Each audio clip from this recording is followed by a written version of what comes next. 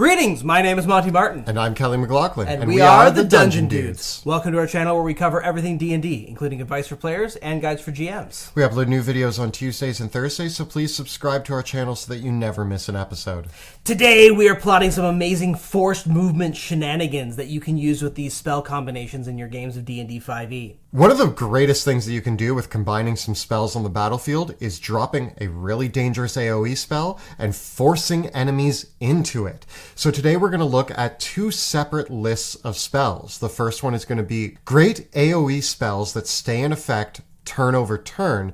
And then we're going to look at a list of spells that you can use to knock or move enemies into those dangerous areas. We played a couple games recently as we've been playtesting some secret projects where we have seen these combos front and center where everyone in the party was in on the combination, and it is a lot of fun in play. When every character has some ability to push or pull enemies around or create a damaging or nasty area of effect for those enemies to be pushed into, you really see some effective teamwork that can yield some really fun combat encounters. So these are great ways for your entire party to work together, build a team-based strategy, and make that dream work. This is also something that you don't have to wait for high levels to pull off. We have found spells from every single level of play that will allow you to pull off these shenanigans. So get ready, because we're going to talk about some great combinations that you and your team can pull off to really change the tides of battle and force your enemies into terrible situations. There's a lot to discuss today, so let's get rolling.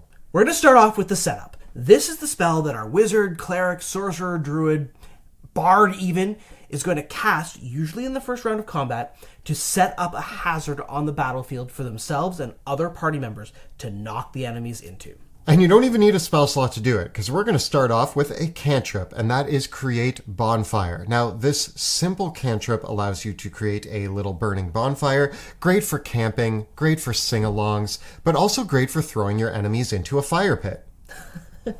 Going to first level spells, it's actually kind of slim pickings, but one of my favorites here is actually the spell Grease. And this is one that is really interesting to combine even more as you get to higher levels, because it's a first level spell that doesn't require concentration, and anyone that is knocked into the area of the grease is going to get this slip over and knock prone.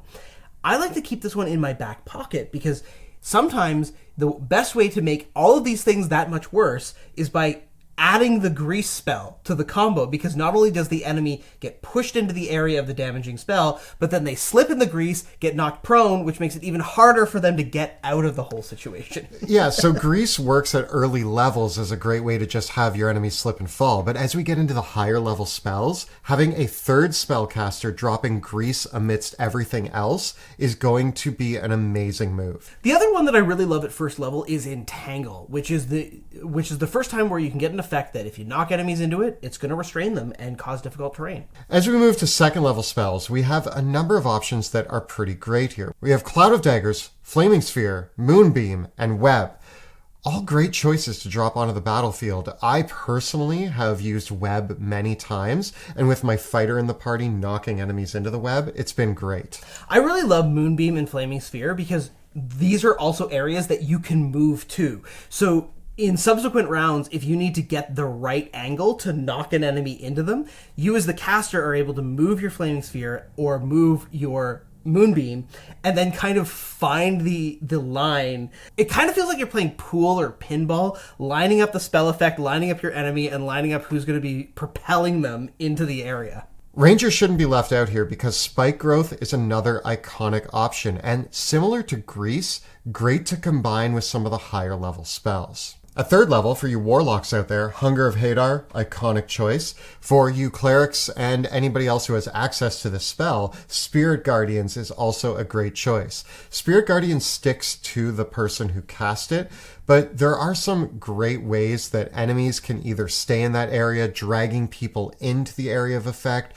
or shoving the enemies into that area of effect. It's a great spell to combo with this. One of our favorite ones, and one that we've discussed in a few other spell combo episodes, is Sickening Radiance, coming in at a 4th level spell slot, as well as Wall of Fire. Sickening Radiance is terrifying because it causes exhaustion and a ton of radiant damage, but I also love Wall of Fire because it just, to me, when I think of the shenanigans, it's always how can I knock enemies into Wall of Fire? That is the thought that I think of for first of all. It just, for some reason, it is the first one that I think of. For me, the combination of Sickening Radiance and Grease is one of my favorites. So when you have Sickening Radiance, somebody else casts Grease, and now the rest of the party is tossing enemies into there. And then they slip over, and it's harder for them to get out. Yeah, it's so brutal. If you combine Sickening Radiance not only with Grease, but if you combine it with Entangle or Spike Growth, or if you can get all of that happening, then you have one of the craziest situations on the battlefield. And it's just ugly. If enemies are being knocked prone, can't get up, can't move out, and are stuck in a Sickening Radiance, it's game over. What a horrible way to go. Like, restrained by spiky plants as you are scourged by radiant energy that slowly wastes you away. Horrible. As we get up to 5th level spell slots, you're kind of starting to get slim pickings, and this is also where it's really worthwhile to think about upcasting some of the lower level ones to this point. But Cloudkill and Maelstrom are both fantastic. The only thing with Cloudkill is that it moves away from you after you cast it. So you kind of have to do this thing where you're sort of circling the enemy so the Cloudkill is staying in the place that you want it to be, because I do find that movement is a little harder to control. On the other hand, Maelstrom will actually pull enemies back into it, so it's a great option for this. For 6th level spells, Blade Barrier and Wall of Thorns work pretty well. For me, these aren't the most iconic options compared to some of the other spells we've mentioned, but they're here and they're available. As we get to 7th level spells, I really love the idea of knocking enemies into the area of reverse gravity. Just that idea of pop, whoop, and right.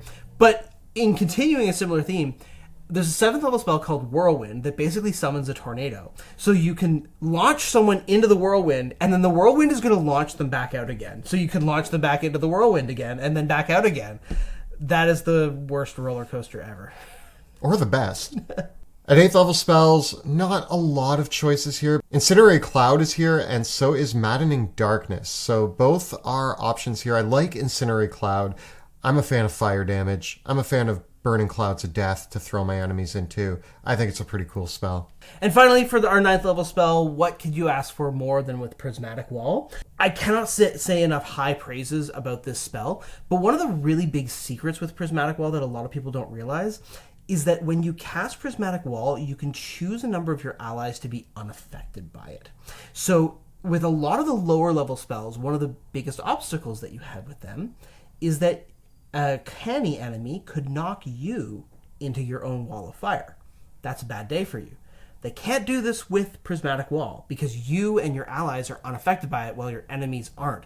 So if you want to see this in action, we did a 20th level one-shot with our friend Chris and Colby over at Trade Monk's Temple and D4 Deep Dive, and you cast the spell with your Bard, and it just completely shut down an entire encounter. It was amazing. Yeah, the idea of dropping the Prismatic Wall over the party and then having us pop in and out within our turn. So we would pop out of the Prismatic Wall, blast some enemies, and then pop back in. Or, as Monty did, popped out, cast a different spell to knock enemies around, and started knocking them through the Prismatic Wall. So there you have it. A couple spells of every level across a wide range of classes. I am sure that no matter what your party composition is, you're going to be able to get access to a couple of these spells in your group. Now that you're set up for success, the key is the follow-through. How are we going to push our enemies into these dangerous areas? And this is where teamwork really comes into play, because it's not just spells that we're going to talk about. Every character in the game has options for knocking enemies around. You can take feats, there are class abilities, and at the end of the day, you can always just shove. And that's actually going to be the first one that we're going to talk about. Every character in the game, especially the big, strong barbarians, fighters, and paladins, are going to be great for just grabbing an enemy and tossing them into your wall of fire. The shove action can replace any attack action. It allows you to shove a creature, knocking them prone or knocking them 5 feet. So if you have a dangerous area, a barbarian standing right at the cusp of it, shoving the enemies back in when they try to get out, can be a game changer. And of course, if you love the shove action and want to shove people around more often, just having a fighter or a paladin with the Shield Master feat, which is going to now allow them to shove as a bonus action when they attack on their turn, this alone will give you a lot more ability to affect things, because you're getting that bonus action to just knock somebody back with your shield, And you could still combo that by replacing one of your main attacks. So this now means that your fighter or your paladin, or if you're playing a shield-wielding barbarian, could push somebody 10 feet. Now, your character that is wielding a shield might also have a mace or club in their other hand and could take a feat like Crusher, which also allows you to move targets around. And that combination of having both Shield Master and Crusher gives you a lot of great ability to knock enemies wherever you need them to be.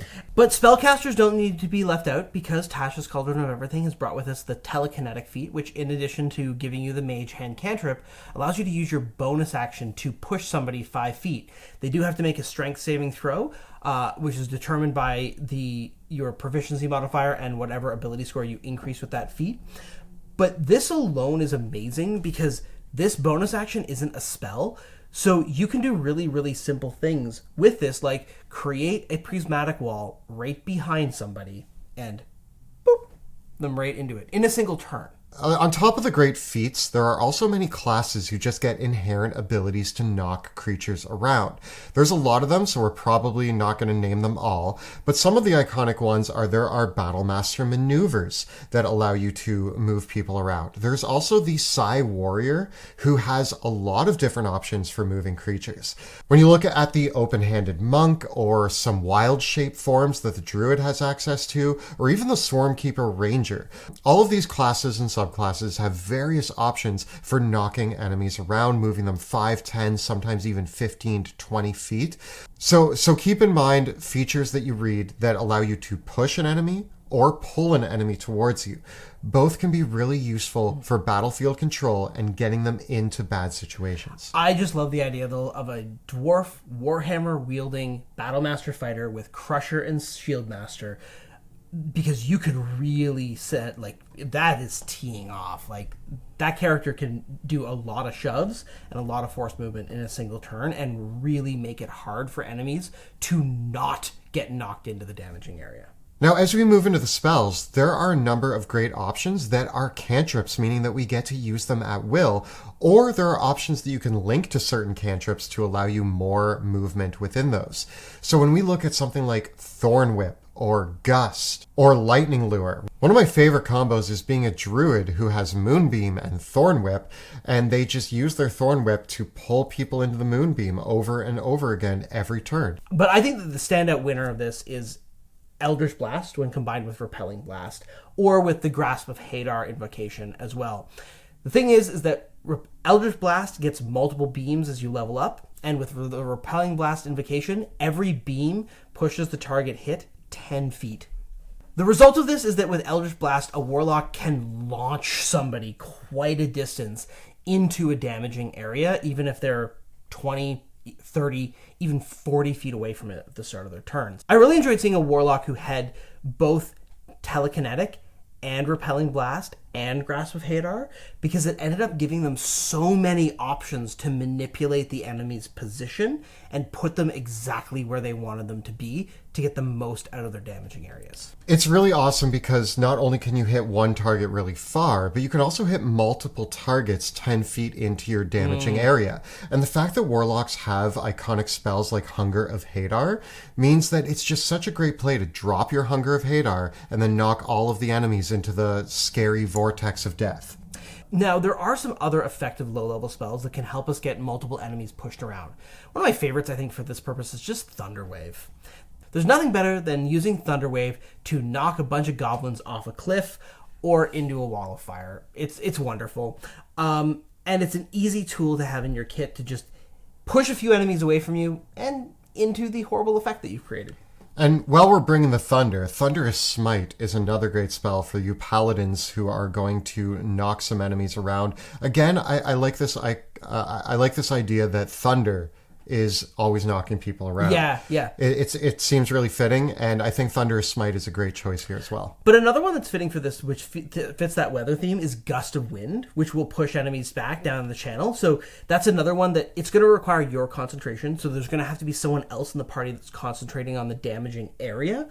But this is one of those kind of teamwork-based spell combos where Gust of Wind will keep pushing enemies turn after turn after turn back into the damaging area, and it will actually make it harder for them to get out, because if you try to move against the Gust of Wind, then you have your movement slowed. The only thing you have to be careful of is that Gust of Wind will actually disperse things like Cloud Kill. So you have to be careful with how you manage that effect. If you want a more direct approach that doesn't rely on the weather, you can look at spells like Telekinesis and Bigby's Hand. Both are great. I personally love Bigby's Hand. Yeah. This is the combo that we got to try out ourselves, where I dropped Prismatic Wall, Monty dropped Bigby's Hand, and flicked enemies into the wall over and over again until the DM said, I'm just calling this combat encounter. You can use both Telekinesis and Bigby's Hand to move a foe into the area, but also hold them there. Once again, because both of these spells require concentration, they are a teamwork-based thing. And you're going to notice here a lot of this involves teamwork, but also every party member can contribute to this. So if you have 1, 2, or 3 damaging effects on the battlefield, while everybody else is tossing or pulling or pushing or using spells or their strength to knock enemies around, everybody gets to play. But sometimes you just need to get the enemy exactly where you need them to be. And moving them through space is hard. So just pluck them out of space and teleport them exactly where you need them to be. This is where spells like Vortex, Warp, and Scatter really become amazing. Vortex Warp is one of my favorite new spells. Just likes to pick a target, they make a con save, and if they fail, you get to whisk them from wherever they are to somewhere else within 90 feet for a second level spell slot. So you just want to plonk them right back down in the middle of your Sickening Radiance, you go for it. And if you have more than one problem on the battlefield that you need to move, Scatter's a great option. Probably one of my favorite plays that I ever did was the Artificer, who has the high level ability to put a low level spell into an item that they can then cast multiple times. I put Vortex Warp into it, and the battlefield control I gained out of that was awesome. Vortex Warp is also great to use with twin spell meta magics so that you can teleport 2 people. And in fact, you can even use twin spell with something like Telekinesis too. Vortex Warp is phenomenal for the Wizard's spell mastery feature, where they get to cast it just at will. So we hope that the shenanigans are apparent here, and no matter what class you are playing, talk to your party about how you're all going to participate in these sorts of wild shenanigans. Yeah, for you DMs out there, this might be a challenge to deal with, but I assure you, there is nothing more fun for a group of players than when they really pull it in, work together, and drop a bunch of different spells, maneuvers, feats, and abilities that all combine in a really interesting way and allow them to win the day in a glorious fashion that really feels like they all worked together to achieve it. So this has been our amazing combinations for forced movement shenanigans in Dungeons & Dragons 5th edition. Tell us about some of the great battlefield control shenanigans that you've pulled off with your multiple abilities, spells, and feats in the comments below. The videos that we create on our channel are made possible with the incredible generosity and support of our Patreon community. If you enjoy the work that we do here on YouTube and want to help support the channel, please consider becoming a Patreon supporter by following the links in the description below. You can hop on our Discord server with us and talk about more of these amazing teamwork combinations, sharing your strategies, and telling us all the ones that we missed. And you can see some of these shenanigans in play in our live stream campaign that airs Tuesday evenings on Twitch. You can find all the previous episodes right up over here. And we've got plenty more videos covering the spells in D&D 5e right up over here. Please subscribe to our channel so that you never miss an episode. Thanks so much for watching. We'll see you next time in the dungeon.